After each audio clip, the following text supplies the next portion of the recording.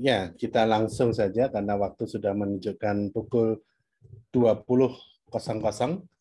Ya, selamat datang Bapak dan Ibu, saudara-saudari sekalian. Namaste. Assalamualaikum warahmatullahi wabarakatuh. Salam sejahtera bagi kita semua. Berkah dalam. Ya, atas nama Indonesia Prani Giling, kami mengucapkan selamat datang, terutama untuk Mbak Mira ya. Saya manggilnya Mbak ya, Pak.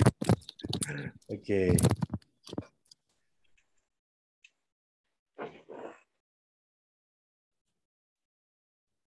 Nah, pada malam hari ini kita akan belajar bersama Mbak Mira yang tadi sempat dikeluarin sedikit dia.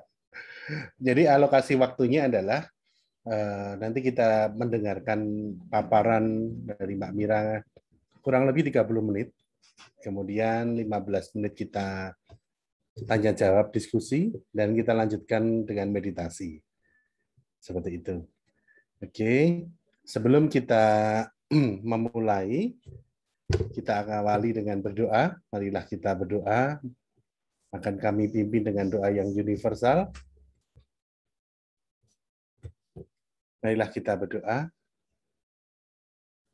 Kepada Tuhan yang Maha Kuasa, Tuhan Maha Pengasih, Maha Penyayang.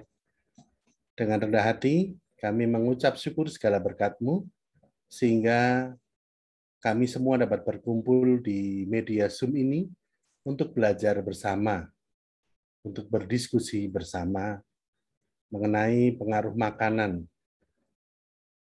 terhadap lingkungan yang nanti akan disampaikan oleh Mbak Mira. Berkati kami dengan reseptivitas dan konduktivitas, berkati juga Mbak Mira dalam menjelaskan dan memaparkan, dan berkati konektivitas di tempat kami masing-masing. Terima kasih Tuhan, biarlah kegiatan ini berjalan dengan penuh kelancaran dan penuh kasih-Mu. Dengan penuh rasa syukur kami berdoa. Amin. Oke, perkenalkan nama saya Yosep Untung Sembodowiwoho. Saya salah satu trainer dari Indonesia Prani Giling. Ya, kita tidak usah berlama-lama. Saya akan panggil Mbak Mira, namanya Mira Rohyadi. Res itu apa ya Mbak Mira ya? Res itu nama suami, Mas. Oh, jadi, nama suami. Nama, kalau di sini bilang nama gadisnya, nama keluarganya Rohyadi sebetulnya. Betul. Jadi Mbak Mira ini tinggal di Jerman sejak 2009. Beliau sekolah di sana, mulai dari S1, S2-nya ngambil 2 ya Mbak ya? Iya, sebetulnya S1 sampai S2 di Bandung, Mas. S2 Oh, di saya Bandung. sampai S2 itu di ITB, kemudian ke Jerman meneruskan S2, mengulang S2 lagi, kemudian S3. S3. Ini sudah PhD. Masih kandidat, Mas. Kandidat PhD. Cepat selesai, ya. Oke. Jadi Mbak Mira ini beliau seorang pengajar dan staf peneliti di, kalau di tempat kita ya, Universitas Teknik Betul. Ilmenau. Ya benar ya? Betul. Ejaannya saya lidah Jawa, Mbak, bukan Jerman. Oke, di Departemen Empirical Media Research dan Political. Nah, fokusnya ini unik, ini penelitian mengenai komunikasi lingkungan hidup. Betul. Ya. Oke, waktu dan tempat kami persilahkan kepada Mbak Mira. Monggo kalau bahasa Jawanya, Mbak. Matur nuwun, Mas. Kalau saya sebetulnya dari Bandung, tapi senang kalau misalnya dengar orang Jawa tuh sepertinya enak gitu ya, kalau bicara matur nuwun gitu. Terima kasih sekali untuk Mas Yosef atau Mas Untung barangkali ya, dan teman-teman semuanya yang malam hari ini ada di sini. Di sini masih sore, di kantor saya jam 3 sore. Betul, seperti yang tadi disampaikan, jadi sebetulnya penelitian saya ini mengenai komunikasi politik mengenai lingkungan hidup dan terutama perubahan iklim. Baik itu di beberapa negara, salah satunya di Indonesia. Nah, ini sebetulnya di sini saya ingin sharing nih dengan teman-teman gitu ya, dan mudah-mudahan nanti bisa diskusi. Ini lebih ke pengalaman, lebih banyak ke pengalaman pribadi sih sebetulnya, Mas ya. Maksudnya pengalaman pribadi tapi nanti disisipkan apa yang membuat saya menjadi orang Indonesia yang tinggal di Jerman ini sepertinya dunia terbalik gitu ya. Sepertinya dunia terbalik, terutama kalau kita bicara tentang piring. Atau makanan yang ada di atas piring ini gitu ya. Saya punya presentasi singkat gitu ya. Mudah-mudahan presentasinya akan kurang dari 30 menit lah ya gitu, supaya kita lebih banyak bisa ngobrol, Mas. Ini judulnya dampak konsumsi daging dan solusinya gitu ya.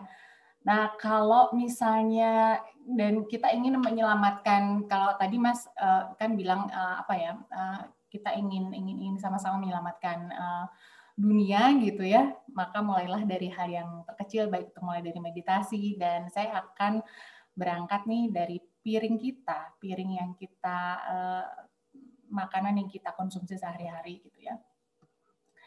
Nah, ini kalau misalnya kita bicara tentang dunia nih, kondisi bumi kita, bumi dan kita sebetulnya saat ini ada 4 kejadian yang menurut saya sebetulnya cukup langka gitu ya. Bukan cukup langka, jarang. Ini semua, bukan semua, tapi 3 di sini ini terjadi baru-baru ini, di 2 ini di Eropa dan ini di Kanada. Di Jerman barangkali ada juga yang sempat beritanya sampai ke sana, kita ada banjir yang begitu besar gitu ya, sampai ratusan orang meninggal, dan itu tuh jarang sekali terjadi di Jerman sebetulnya. Tapi sampai air bah atau longsor yang biasa kita lihat di negara-negara berkembang seperti Bangladesh gitu ya, atau Pakistan, itu terjadi di sini. Yang masih sampai sekarang berlangsung kebakaran hutan di Portugal, di Yunani, Italia gitu ya, sampai di Turki juga gitu ya. Itu juga sebetulnya jarang kebakaran hutan separah itu. Yang mencengangkan lagi, bulan awal musim panas ini di Kanada ya, itu cuacanya sampai 51 derajat, yang padahal biasanya kita lihat Kanada itu kan selalu dekat dengan dingin gitu ya, dan salju. Itu sampai 51 derajat Celcius, dan orang-orang sampai pokoknya udah pengen nyelumin kepala ke air lah ya. Dan ini adalah di Coral Barrier Reef di Australia. Jadi koral kita tuh makin lama memutih gitu ya, dan itu tidak hanya terjadi di Australia tapi juga di Indonesia. Jadi sebetulnya dunia kita sekarang ini sudah sangat tidak biasa gitu ya, dalam keadaan krisis sebetulnya gitu. Nah, kalau misalnya bicara tentang Indonesia, saya tidak tahu apakah ada yang sudah pernah melihat dokumentasi ini gitu ya. Ini adalah tentang beberapa komunitas di pesisir Jawa, ya, Pulau Jawa termasuk di Jakarta, yang pelan-pelan tapi pasti tenggelam gitu ya kampungnya, karena ya air laut makin meninggi dan air tanah makin menurun. Salah satu artikel yang kalau kolega saya di kampus ini mendengar, itu pasti tanya ke saya, dan itu terjadi beberapa kali gitu ya, adalah ini gitu ya, Jakarta itu adalah kota besar atau ibu kota paling yang resikonya tenggelam itu tercepat di dunia gitu ya. Dan ini adalah berita-berita yang maksudnya bukan berita lagi, ini fakta ada yang memperlihatkan bahwa lingkungan kita ini sedang tidak baik-baik saja gitu. Kita ini sedang ada di dalam sebuah krisis gitu ya. Nah, seperti yang disampaikan, saya memang sehari-hari bergulat dengan pembahasan mengenai perubahan iklim gitu. Jadi misalnya kita sedang ada dalam krisis iklim, seperti teman-teman yang barangkali sudah sangat tahu ya di sini. Ini saya mengambil gambar yang saya gunakan untuk menerangkan perubahan iklim kepada anak saya. Jadi saya ada anak saya usianya 8 tahun sekarang. Jadi saya bisa cerita ya, karena emisi karbon kita sudah terlalu banyak gitu ya di dunia ini, kemudian cuaca menjadi atmosfer kita menjadi semakin panas gitu ya, cuaca menjadi tidak menentu, iklim kita menjadi tidak menentu, dan iklim itu beda dengan cuaca gitu ya. Iklim itu kan bertahun-tahun gitu. Kalau cuaca kan bisa cuaca hari ini seperti apa, tapi kalau iklim itu bisa kita bicara tentang 10, 20, 30 sampai 100 sampai 200 tahun gitu ya. Dan karbon yang dihasilkan oleh pembakaran berbagai aktivitas manusia ini yang membuat yang menyebabkan perubahan iklim. Kalau misalnya kita lihat ini adalah sektor yang menyumbangkan emisi gitu ya, berbagai sektor yang menyumbangkan emisi yang mengakibatkan perubahan iklim ini. Kita lihat misalnya di sini ada energi, sektor energi. Kemudian ada juga peternakan, penebangan hutan gitu ya, dan pengalihan lahan hutan. Kemudian juga ada sampah dan aktivitas industri. Tapi energi memang salah satu yang terbesar. Gitu. Nah, bicara tentang perubahan iklim ini memang crossing borders, jadi tidak mengenal batas gitu ya. Jadi semua orang, setiap orang mempengaruhi atau memberikan kontribusi gitu. Nah, meskipun masalahnya global, tapi ada banyak solusi untuk untuk membuat dunia kita menjadi semakin baik atau kembali menjadi baik gitu ya, supaya bumi kita ini sehat lagi gitu ya, atau mencegah supaya tidak makin sakit. Nah, sebetulnya salah satu solusinya mulai dari piring kita. Ini saya ingin cerita tentang kejadian yang saya alami minggu lalu, gitu ya. Kejadian yang saya alami minggu lalu. Saya sharing, jadi keluarga saya ini ambu sama abah saya ini tinggalnya di Bandung, gitu ya. Di keluarga besar, masih sering bertemu, gitu ya, di pinggiran kota Bandung sih. Dan mereka mengirim foto ini gitu ya, piknik di luar, kemudian memperlihatkan makanan, dan sering sekali kami berkirim foto makanan gitu ya, apa yang di atas piring, mereka makan apa, saya makan apa gitu ya. Nah, ini adalah foto keluarga besar saya ya dengan makanannya. Kemudian di hari yang sama ketika saya menerima foto ini, saya membalasnya dengan foto ini. Ya, ini juga keluarga saya. Ini adalah anak saya dan ini adalah mertua saya. Ini piring suami saya, sebelah saya ada mertua yang perempuan. Dan ini piring saya, ya. Jadi kalau teman-teman lihat ini sendoknya di sini gitu ya. Sendoknya sebesar ini dan ini nasinya sekitar 3 sendok. Pinggirannya ini daging. Itu sebetulnya bikin saya kaget, ya. Sangat-sangat kaget sekali gitu ya, kok ini banyak banget ya gitu dagingnya. Padahal tapi kekagetan itu juga sebetulnya selama saya sekarang 12 tahun itu juga tidak berkurang kagetnya dari pertama kali gitu ya. Nah, kalau misalnya saya kirim foto-foto makanan seperti ini saudara-saudara saya gitu ya, yang ini juga salah satu foto yang dikirim saudara gitu ya, makanya seperti ini gitu. Ini pasti komentarnya, wah enak banget ya gitu, makan daging, dan ini pengen banget nih makanannya kayak orang Jerman, banyak dagingnya gitu ya, banyak dagingnya. Nah, ini bayangkan kalau misalnya kita ingin mengkonsumsi daging terus-terusan seperti ini gitu ya. Ini maaf sekali bahasanya saya ambil sumbernya dari sumber bahasa Jerman gitu, tapi kurang lebih ini adalah konsumsi daging, bukan dagung tentu. Saya konsumsi daging di negara maju dan negara berkembang gitu ya. Ini tahun 2017, tapi laporannya itu baru keluar tahun ini. Jadi kalau dibandingkan, ini Jerman ini di sini konsumsi dagingnya ya ada sekitar di sini nih gitu.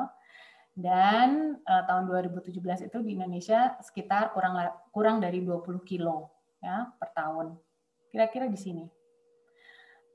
Angkanya bisa kadang-kadang berbeda gitu ya, tidak pasti angkanya, tapi trennya adalah seperti ini.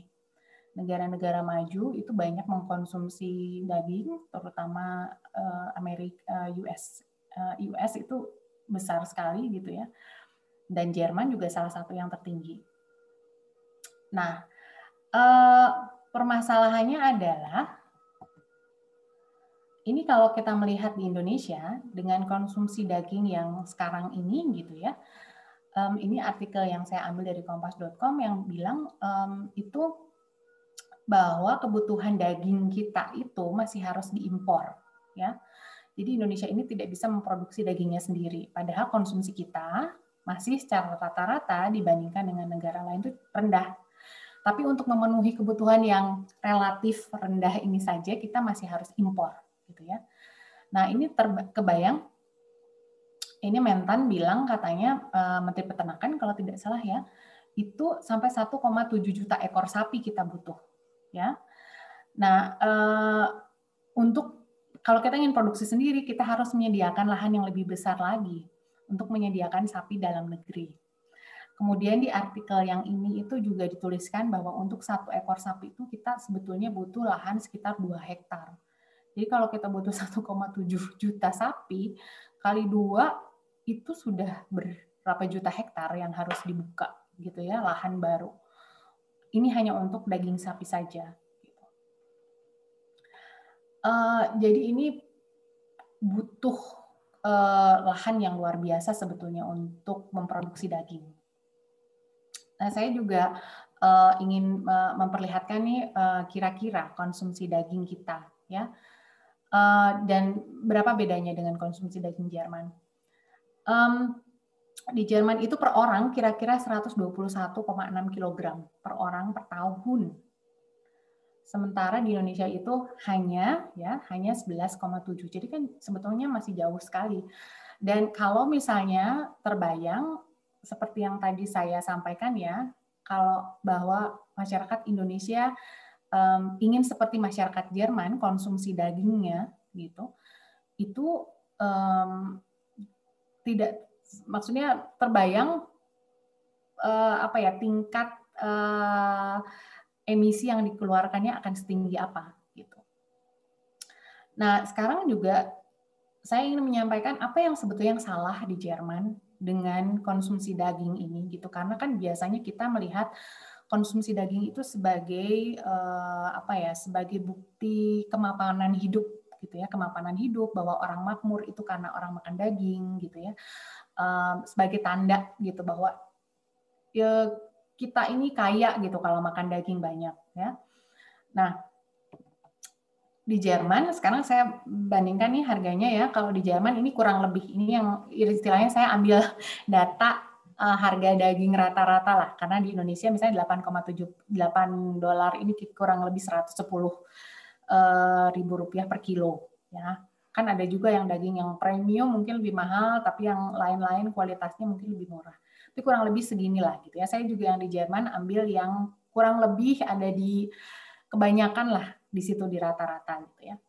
Harganya di Jerman itu cuma beda beberapa sen saja gitu ya dengan di Indonesia. Tapi kita coba hitung dengan tingkat pendapatan masyarakatnya gitu.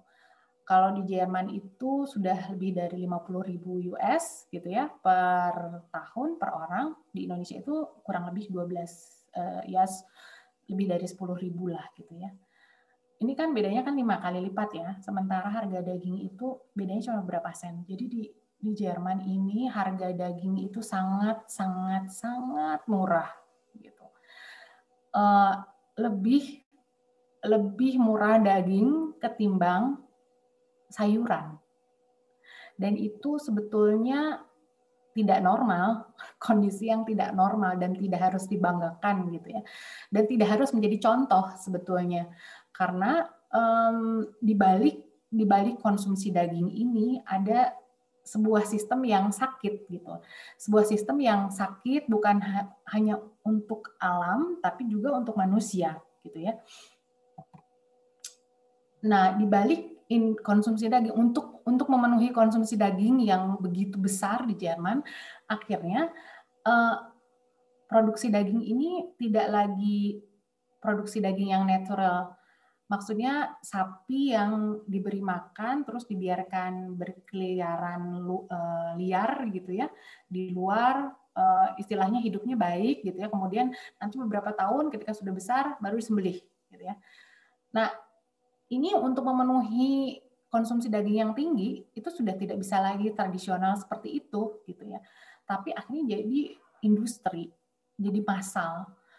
Ini sapi-sapi ini betul-betul dimasukkan ke kandang yang sangat sangat seperti produksi mesin.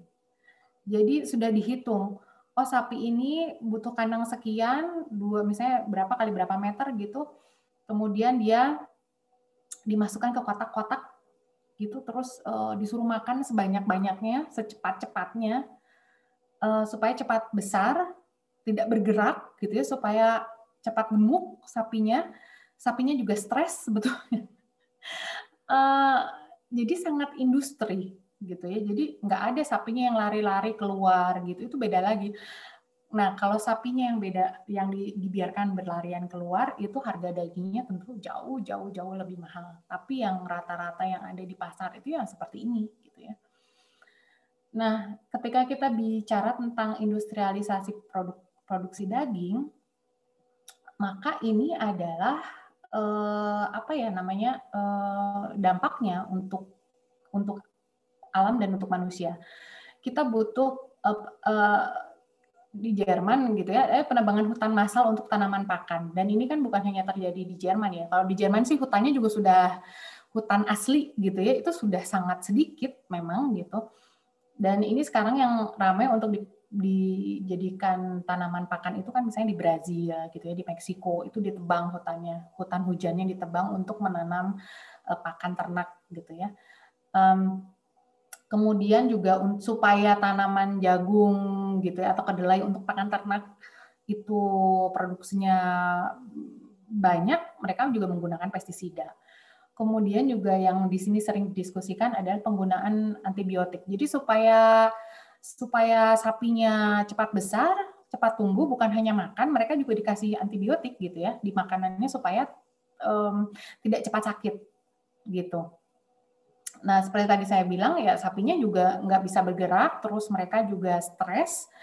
Akhirnya ya kualitas hidupnya hewan itu gitu ya, sebagai sebuah makhluk, itu hampir nggak ada gitu ya, dan kualitas dagingnya rendah karena di situ sudah ada, di dalam dagingnya itu ada kandungan pestisidanya, ada kandungan antibiotiknya gitu ya.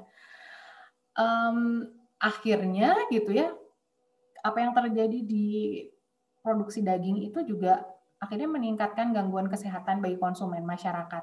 Semakin banyak penyakit-penyakit yang ditemukan karena memang terlalu banyak makan daging gitu ya. Di satu sisi terlalu banyak makan daging dan sekarang digitalisasi semuanya terlalu banyak duduk gitu ya, akhirnya darah tinggi, kolesterol dan lain sebagainya, diabetes itu tinggi. Nah, ada lagi karena ini nih penggunaan antibiotik ini, akhirnya mereka yang mengkonsumsi banyak sekali daging kan ada kandungan antibiotiknya.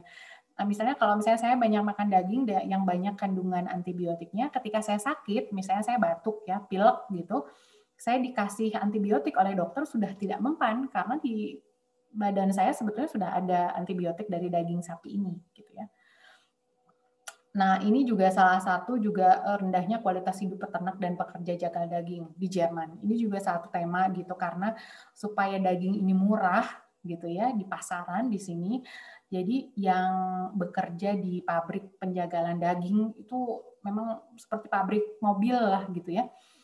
Itu misalnya dengan kondisi yang sangat buruk gitu ya. Maksudnya buruk itu ya mereka jarang istirahat, dengan upah yang juga seadanya meskipun UMR gitu ya. Ini juga akhirnya jadi konsumsi daging ini kalau kita lihat ini membuat sakit bukan hanya lingkungan tapi juga manusia juga sakit gitu. Nah, kan pertanyaannya adalah apakah kita akan meniru gitu ya apa yang sudah salah di Jerman gitu ya. Mudah-mudahan tidak. Dan solusinya sebetulnya untuk mengatasi ini itu ya kalau saya melihat ada dua hal ya dari konsumsi ini. Satu ya dari piring kita, tapi itu ya solusi mikro saya bisa bilang gitu ya, itu adalah sesuatu yang yang keputusan pribadi gitu ya, mempertahankan dan kembali ke pola makanan normal, mengurangi konsumsi daging dan meningkatkan konsumsi sayur. Jadi di sini itu sedang ngetren banget, itu tuh keren banget kan, apalagi anak-anak muda ya. Kalau orang maksudnya jarang mengkonsumsi daging atau sama sekali jadi vegetaria gitu atau vegan gitu, itu tuh tren yang sedang naik di sini gitu ya, karena permasalahan konsumsi daging itu tadi. Jadi misalnya cerita kalau saya mengundang kolega ke rumah dan saya masak oseng-oseng pakcoy gitu ya, dengan tahu gitu, karena makanan Indonesia mereka tuh excited sekali. Atau saya masak bakwan ya, bala-bala, kalau di Bandung tuh bala-bala gitu, itu tuh paling laku gitu. Dan ketika mereka tahu, oh nggak ada dagingnya dan nggak pakai telur, wah pokoknya keren banget, ini luar biasa banget gitu ya. Kalau saya masak seperti pakcoy, oseng pakcoy dengan tahu, suami saya bilang, wow hari ini kita makanan vegan, jadi sesuatu yang istimewa gitu ya. Makanan itu tadi saya jadi ingat sebetulnya cara dan pola makan orang Indonesia gitu ya, yang banyak memakan sayuran itu yang betul gitu ya, dan kita tidak usah harus meniru orang Eropa gitu ya. Tapi solusi mikro saya menurut saya tidak cukup gitu ya, harus ada solusi makro juga. Ini karena kan jika itu kan satu sistem produksi yang besar ya, impor daging itu bukan keputusan pribadi, impor daging itu keputusan pemerintah gitu ya. Jadi saya suka ini ketika di salah satu report tuh bilang memilih makanan itu keputusan pribadi, tapi regulasi dan keputusan politik itu mempengaruhi keputusan pribadi, termasuk mengkonsumsi jenis makanan gitu ya. Jadi jika pemerintah siapapun pemerintahnya gitu masih memutuskan kita harus punya pertumbuhan ekonomi dan bentuk kesejahteraannya adalah makan daging gitu ya, itu harus dipertimbangkan lagi sebetulnya. Nah, karena saya ini kerjanya kan di Vkom gitu ya, menganalisis ilmu komunikasi, jadi misalnya saya ingin melihat sebetulnya di Indonesia kalau kita bicara tentang konsumsi daging itu apa sih ya? Salah satunya kalau saya mau melihat itu, karena saya dari komunikasi ya, saya melihat di media gitu, karena media itu kan berkumpulnya berbagai kepentingan ya, pendapat orang gitu. Jadi apa sih yang dibicarakan publik di Indonesia kalau ngomongin daging? Ini saya screenshot gitu ya dari beberapa website news website di Indonesia. Ini misalnya Kompas, saya pakai kata daging sapi gitu ya. Terus kan isinya masih kita kalau bicara daging sapi itu di Indonesia ya masih mengenai resep gitu ya. Malah sekarang itu sedang rasanya seperti apa ya? Seperti ada tren baru bahwa ada apa tuh daging yang luar biasa mahal, Wagyu atau apa gitu ya. Itu ngetren gitu ya di Indonesia sekarang. Kemudian ini di Kompas misalnya, kalau kita lihat di ini kalau nggak salah Tempo dan Detik gitu ya. Ini apalagi kalau di Detik banyak banget yang bicaranya tentang ya makanan, resep gitu ya. Kemudian kalau di Tempo ini, kalau di Tempo banyak yang bicara tentang harga gitu ya, harga apa namanya,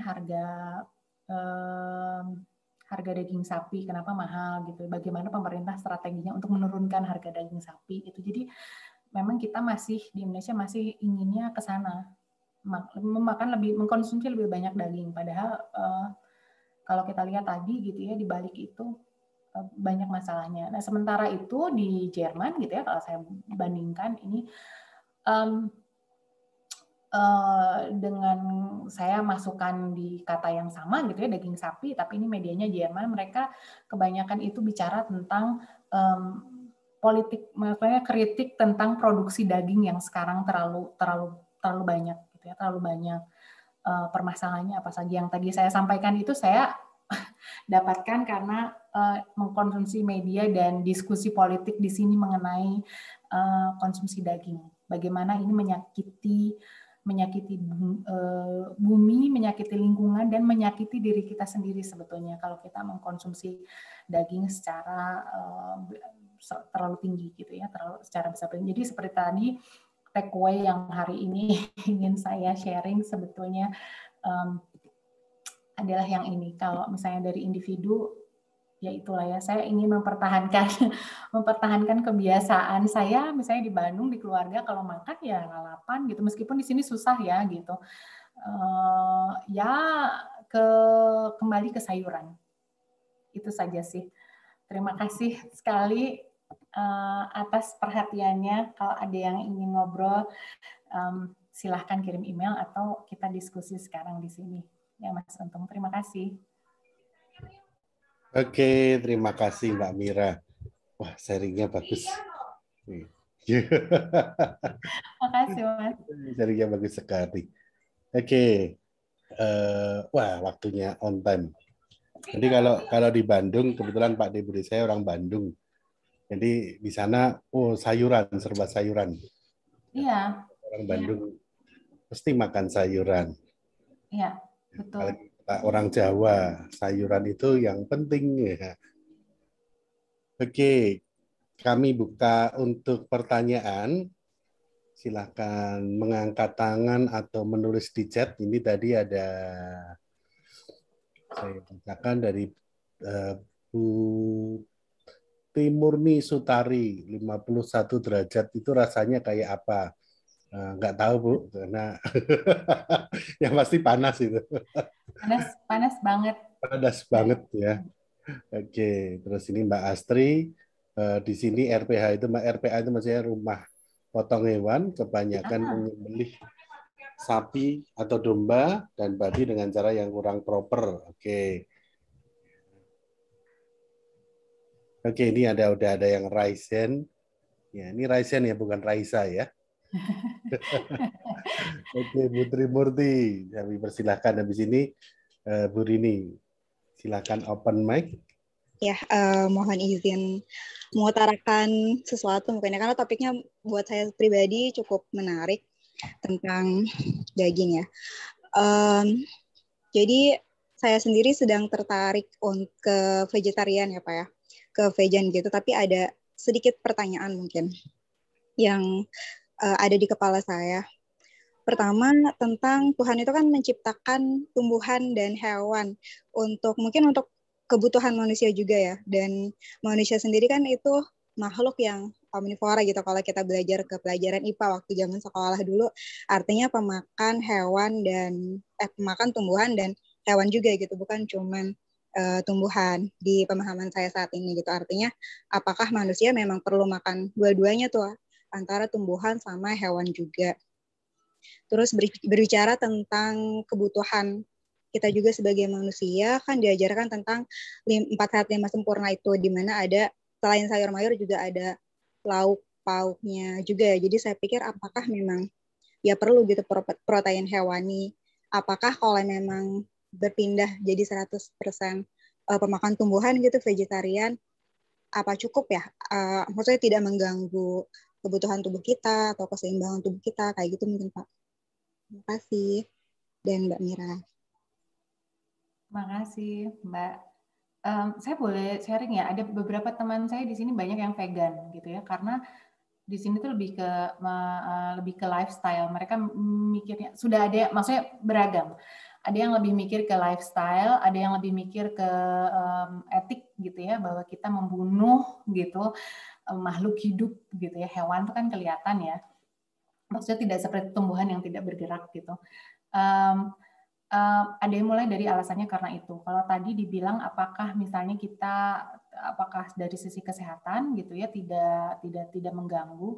Sebetulnya di sini juga banyak, sebaiknya sih konsultasi dokter gitu ya. Apalagi misalnya kalau untuk perempuan hamil tuh agak susah gitu ya, atau menyusui gitu. Tapi sebetulnya saya kurang tahu kalau di Indonesia, tapi di sini banyak produk yang kayak misalnya kalau vegan itu kan berarti juga tidak minum susu ya. Jadi susunya dari susu kedelai gitu, atau susu kacang hijau seperti itu. Terus di sini juga lucunya banyak itu juga produk-produk yang burger tapi dari nangka. Jadi jackfruit itu patty-nya itu dari nangka. Makanya kalau saya lihat, itu kok kayak gudeg gitu ya, kayak gudeg cuman dijadiin burger gitu. Tapi kalau saya sih lebih ke seimbang aja gitu. Maksudnya kalau konsumsinya tidak berlebihan, yang nggak tiap hari gitu selalu makan kan nggak apa-apa gitu. Menurut saya ya gitu. Secukupnya. Yang menjadi masalah ini kan kalau yang tadi lihat ya, kalau di Jerman ini kan sudah sangat massal dan jadi industrialisasi gitu. Itu yang bermasalah sebetulnya. Menurut saya. Nggak tahu nih Mas Untung. Menurut saya. Oke, ini pertanyaan sangat bagus sebetulnya dan banyak dilema ya. Vegetarian itu satu memang pilihan. Ya kan tadi udah tulisannya itu Mbak Mira. Makanan itu pilihan kita.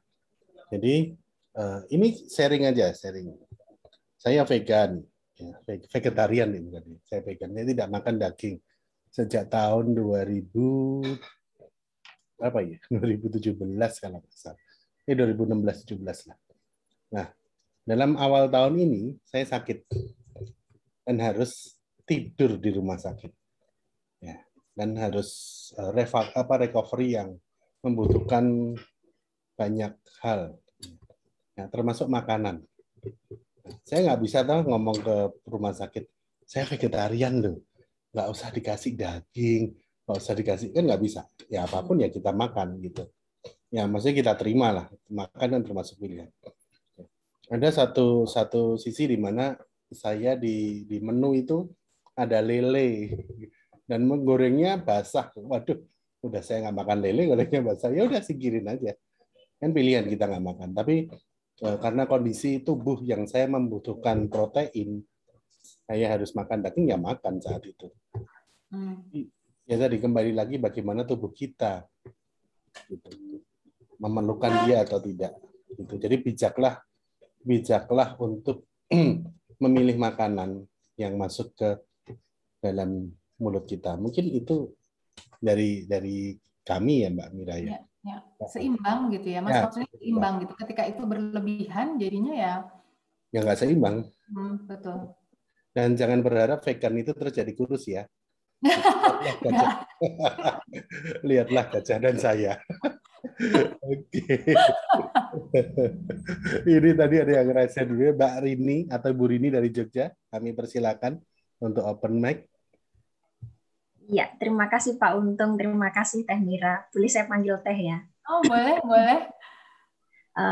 Ini bukan pertanyaan sih, sekedar menanggapi saja bahwa kebetulan sekali. Saya waktu tadi kan nonton MasterChef Australia, mereka sedang membuat coklat. Terus saya tuh baru kepikiran mau kursus masak untuk khusus masakan vegetarian gitu loh. Tapi saya belum membaca di grup kalau ada pertemuan ini. Pas jam 8 tuh saya baca grup, loh, ada pertemuan tentang ini makanan. Makanya saya tadi masuknya agak terlambat. Kok kebetulan sekali. Pas saya mikir mau les masak untuk vegetarian, pas ada temanya di sini. Sebenarnya tahun 2001 awal-awal saya kuliah itu saya sudah ikut ini seminar vegetarian di Hotel Ambaruk mau pada waktu itu. Saya memang sejak kecil tidak suka daging dan tidak suka ayam. Tapi saya tidak tahu bahwa itu istilahnya vegetarian atau ada komunitas itu juga saya tidak tahu. Kemudian tahun 2001 itu saya mulai ikut seminar, terus saya paham betul. Di situ kan ada video, ada film tentang bagaimana peternakan tuh menernakkan sapi-sapinya, babi-babinya, ayam-ayamnya, terus bagaimana mereka menjagal dan bagaimana babi-babi itu menangis, sapi itu bahkan menangis, ayam pun mempertahankan hidupnya gitu. Saya semakin gila. Jadi kalau saya melihat daging tuh udah gila duluan gitu loh. Ketika awal-awal saya hamil bertahun-tahun kemudian suami saya memaksa saya makan makan ayam gitu. Saya dibawa ke Tojoyo, itu termasuk restoran ayam yang termasuk bagus gitu. Saya lihat kepala ayam tuh saya singkirkan, saya nggak tega lihat kepala ayam. Sampai sekarang kalau di Facebook di mana ada kepala ayam atau ada masakan daging tuh kok, aduh, saya gila. Jadi saya skip gitu. Jadi ketika sekarang banyak sekali orang berkesadaran dalam arti bahkan ketika golongan darah mereka tidak memungkinkan untuk menjadi vegan, terus mereka vegan tuh, wow, sekarang banyak sekali komunitas vegetarian gitu loh. Kebetulan sekali golongan darah saya tuh A, jadi sangat memungkinkan saya untuk menjadi vegan tuh. Tapi saya sampai saat ini masih makan ikan, karena saya tuh suka banget ikan asin.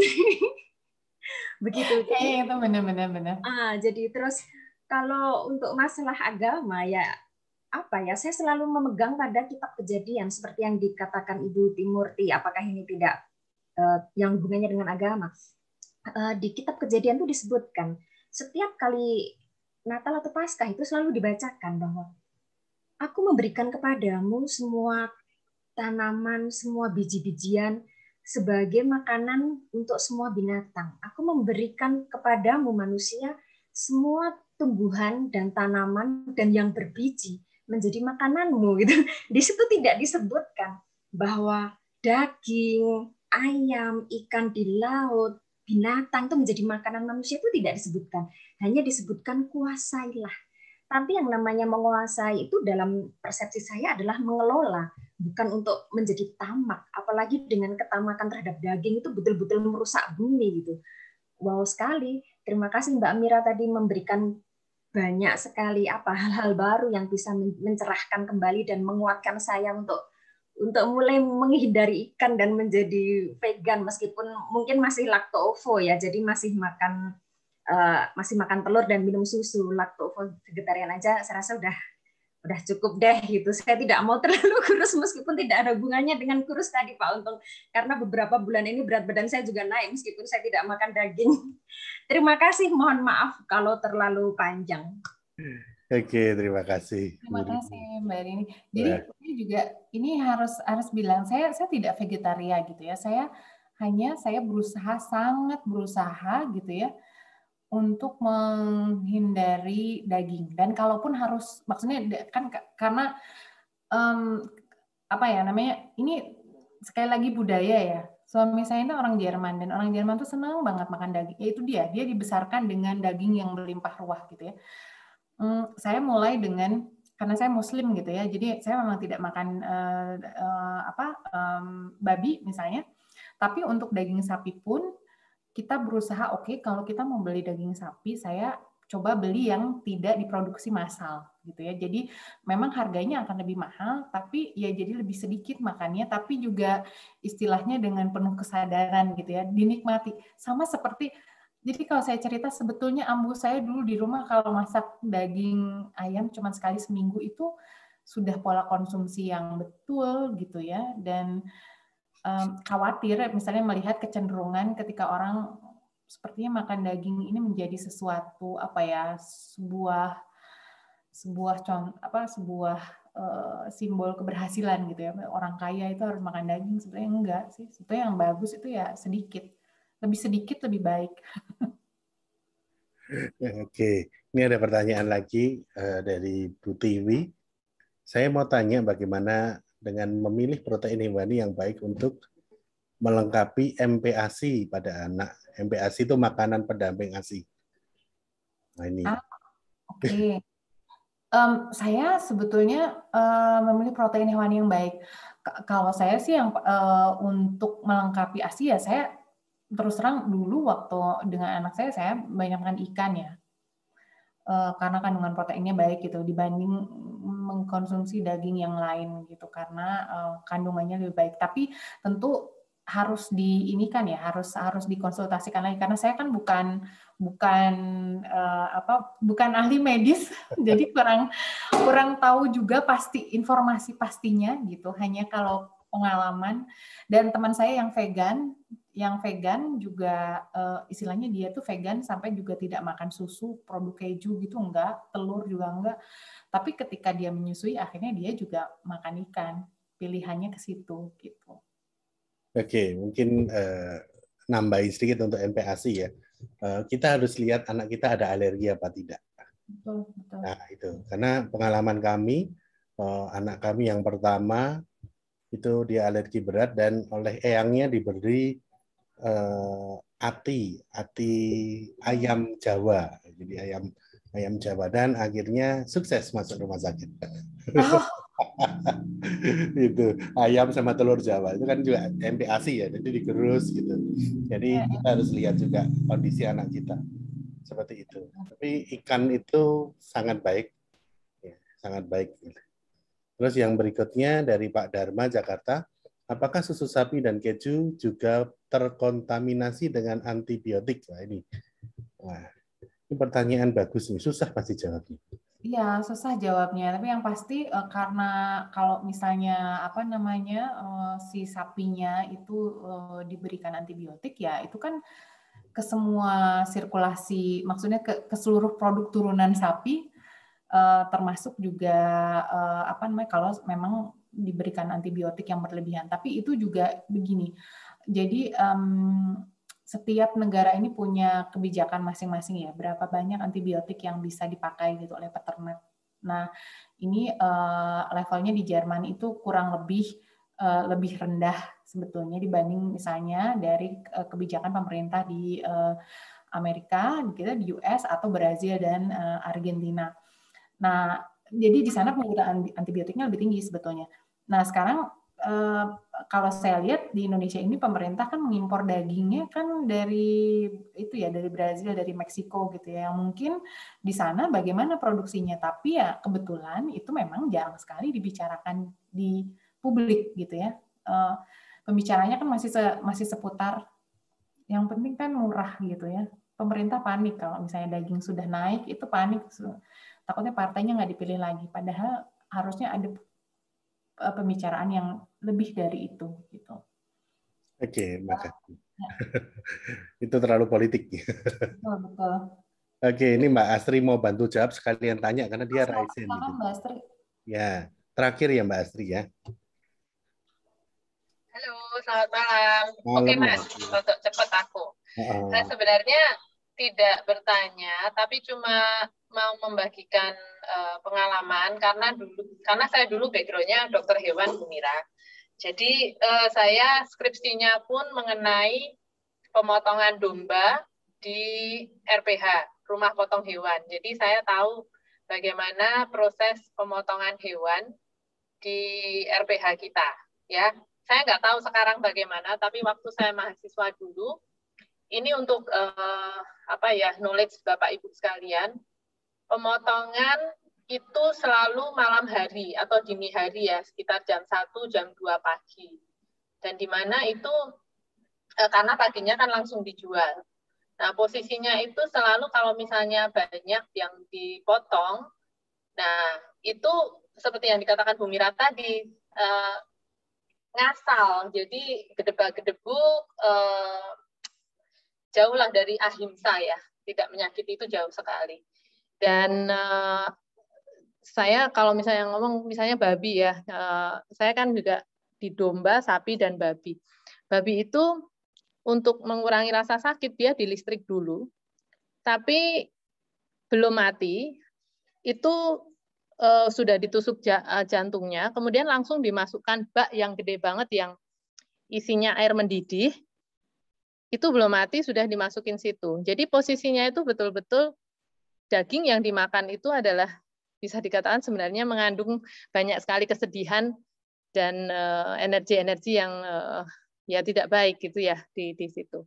Saya pun sendiri belum vegan 100%, tapi saya kalau mengingat hal itu ya itu luar biasa jauh dari standar atau yang proper. Ya seharusnya kan sapi dan semua hewan yang dipotong itu harus diistirahatkan dulu, kemudian mendapatkan perlakuan yang baik dan seterusnya. Itu tidak sama sekali. Terus yang kedua, saya juga melakukan skripsi mengenai bakteri Escherichia coli yang ada di daging domba, dan itulah kenapa masak daging itu harus betul-betul masak, karena bakteri Escherichia coli-nya itu banyak sekali. Padahal baru dari tempat pemotongan, belum nanti di pasar dan seterusnya. Jadi yang kita ambil sampling di situ itu sudah banyak sekali. Dan yang ketiga mengenai antibiotik tadi, di Indonesia sendiri masih jauh sekali standarnya tinimbang di Belanda ataupun di Eropa mengenai pengumpulan atau collecting susu. Nah, kalau di Belanda atau di Eropa itu sudah mempunyai teknis atau standarisasi sendiri metode yang harus free dari antibiotik, karena kalau masih pakai antibiotik dia seharusnya tidak boleh dikonsumsi. Nah, kalau di Indonesia ini dia hanya dipakai sampling random yang itu tidak mewakili sebenarnya, dan itu total bakteri count-nya masih sangat tinggi dan antibiotiknya juga masih banyak sekali yang dipakai, yaitu penstrep atau penicillin streptomycin. Nah, itu jadi saya tidak menakut-nakuti Bapak Ibu, tetapi inilah yang terjadi di negara kita, bahwa telur pun masih banyak sekali yang mengandung antibiotik. Gitu. Jadi masih banyak farmer yang memilih antibiotik karena posisinya murah tinimbang alternatif antibiotik. Jadi misalnya seperti probiotik, prebiotik, dan seterusnya itu bisa digunakan sebagai alternatif. Begitu Bapak Ibu tambahannya. Terima kasih Mas Dodo juga. Thank you. Terima kasih Mbak Astri. Nah, ini nama saya dipanggil dengan nama yang lain ya. Iya. Pakai nama jadi. Oke, jadi ini ada Bu Hendrika. Kalau seorang ibu ingin mengurangi makan daging atau mulai vegan, namun suami dan anak-anak tidak vegan, gimana ya? Jadi bingung nyiapin makanan. Terus Bu Rini Jogja menjawab, ya nanti mereka ketularan kok. Ya, suami sekarang juga jarang makan daging. Oke. Nah, ini versinya Mbak Mira kayak apa nih? Ini terakhir ya, pertanyaan terakhir. Sama juga seperti itu, karena kan yang masak kan saya ya. Jadi kalau saya nggak masak daging, ya dia juga jadinya nggak makan daging. Tapi ya mungkin itu dia ya, buat dia itu jadi orang Jerman tuh kayak, wah ini ngetren banget gitu ya, keren banget nggak makan daging, keren banget. Jadi posisinya seperti itu sih ya. Jadi suami juga jadi ngikut, karena dia juga sebetulnya tahu ya, justru dia merasa ini butuh gitu ya, orang yang istilahnya menarik tali untuk ngerem gitu. Karena kalau enggak ya makannya daging terus gitu. Ini masakin karedok, Mbak. Sayangnya di sini tidak ada. Kalau ada saya masakin karedok. Oke. Karena kita terbatas oleh waktu, ini gayeng ini, karena kita sudah jam 20:52. Terima kasih atas sharingnya Mbak Mira. Sama-sama Mas. Membangun. Ini kalau ketemu nggak mungkin karena Mbak Mira itu posisinya di Jerman. Jadi kita bersyukur dengan adanya Zoom. Betul. Saya juga minta izin nanti tidak akan mengikuti saya ikut meditasinya, tapi mungkin tidak akan sampai terakhir ya Mas ya, karena ada masih di sini masih jam kerja, masih meeting. Oke, nggak apa-apa Mbak Mira. Baik, kita lanjutkan. Perlu break teman-teman, saudara semuanya.